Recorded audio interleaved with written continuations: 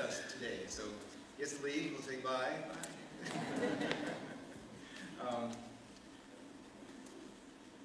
Many of the men who are drawn to this campaign are showed virtuous, chivalrous values. You know, we want to be good. We are good men, and we ask, what are good men to do? The question of chivalry is an interesting one. You know, one that, you know, is it the right way to be? You know, opening a door, helping someone out, being carers is something that we all should be doing now to one another, women and men across the spectrum. It's a question, though, but I do have a question about this to the men who think about virtuous and chivalrous values. Thinking about these are men who serve and protect. I know we have law officers in the room who I admire and honor quite a bit. You will always be our heroes. We have another step to take, and it's a step that we all take together. It has to do with, in some metaphorical way, turning around and talking to the men you're protecting us from. In a sense, you know, I think both our chairpersons represent these kind of values.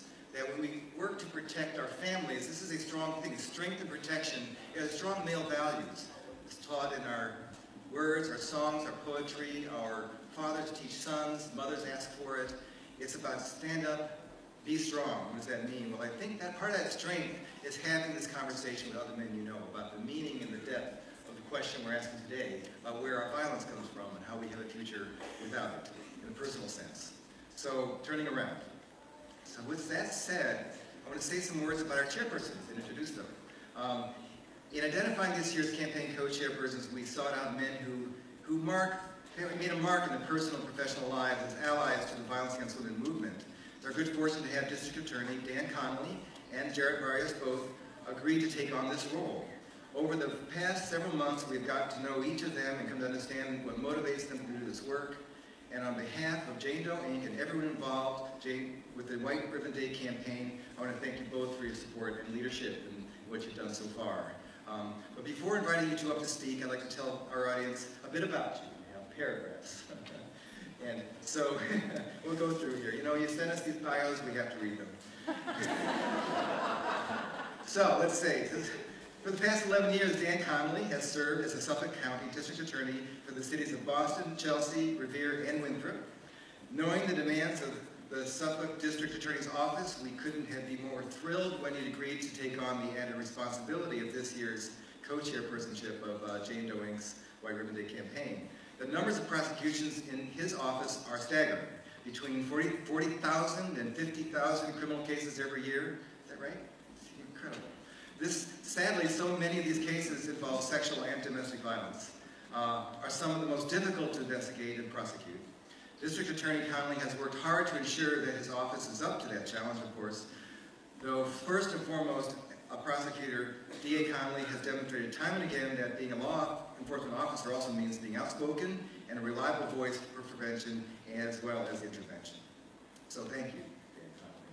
So on to Jared Barrios. Jared Barrios is no stranger to the State House or these issues. Prior to his current position as the Chief Executive Officer of the American Red Cross of Eastern Massachusetts, he served for 4 years in the Massachusetts House of Representatives and 5 years as a state senator. During his tenure, Jared was a dependable ally and inspired leader who took on issues such as improving emergency room services for immigrants, the creation of a state low-income housing tax credit, supporting a woman's right to access health care, a statewide assault weapons ban, and a variety of initiatives to protect victims of sexual and domestic violence. His passion for humanitarian work and background as a Cuban American have also led to his lifelong involvement in many efforts to support causes for marginalized communities everywhere. Please join me in welcoming this year's Massachusetts White Ribbon Day co-chairs Dan Conley and Jared Barrios.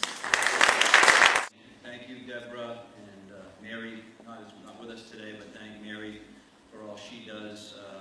Most importantly, for asking Jared and I to co-chair today's event and for bringing really White Ribbon Day campaign here to Massachusetts and spreading its international message on a local level.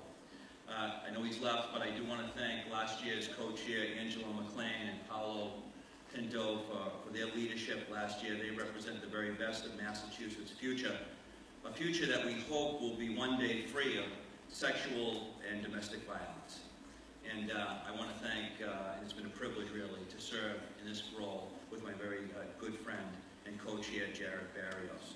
You know, it was just a few weeks ago that Jarrett and I, and Craig, and Deborah, and others came together to film a public service announcement on the White Ribbon Pledge in this particular day.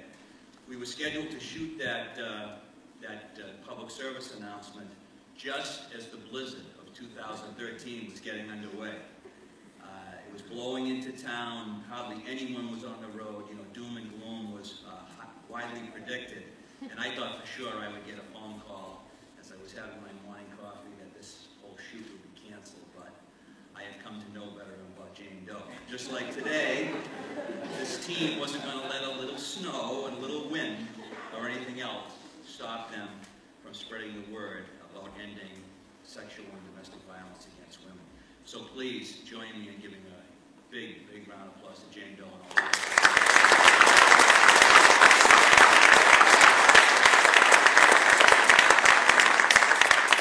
The sad truth about prosecuting cases of domestic violence and sexual assault is that many times, by the time a case reaches our office, our desk, the damage has already been done.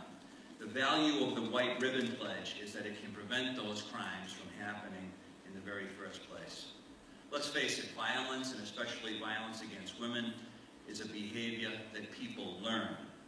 When role models and peer leaders display different behavior, when we show respect for our partners and embrace equality in all relationships, we do away with the idea that sexual and domestic violence are acceptable under any circumstances. We have to recognize that violence against women isn't a women's issue only. It's a men's issue too.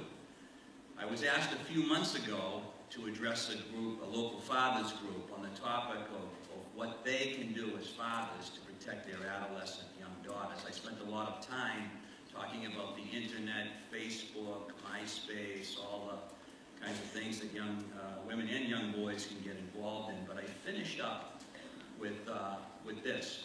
I urge them to raise good sons, to raise respectful sons. And how do we do that? We as men model respectful relationships with our own partners. We encourage respectful behavior in our children. And maybe most importantly, as Angelo did apparently with those two wrestlers, but he's a big guy, so, you know, I give him credit for that. He spoke out, though. He spoke out when he saw disrespectful and violent behavior, and we should do so whenever we see it. Far and away, most men will tell you honestly that they've never hit a woman and they never would.